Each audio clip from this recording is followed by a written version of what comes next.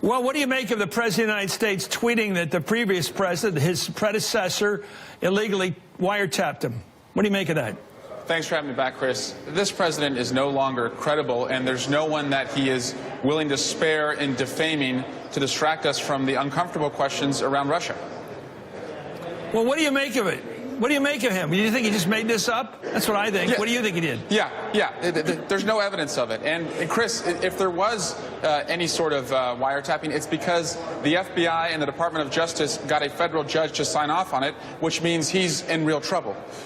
But none of that happened. You're on the Intelligence Committee. You know that none of that happened.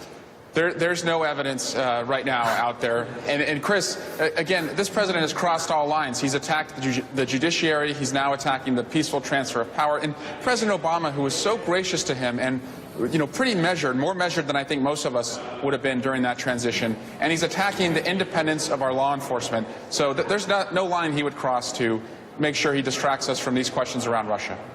Well, Trump is president of the United States. I have a hard time actually calling him President Trump right now because when he gets up at dawn and starts tweeting, that doesn't seem like an official statement from a president. It strikes me as the guy who used to say Obama was a legal immigrant or that Ted Cruz's father killed Kennedy.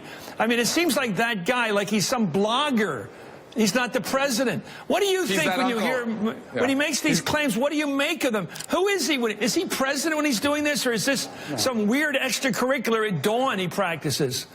He's that armchair uncle after Thanksgiving dinner who's just letting his unfounded opinions fly. And we need a president who's focused right now. And, Chris, I always step back. He's entitled to his opinion, but if his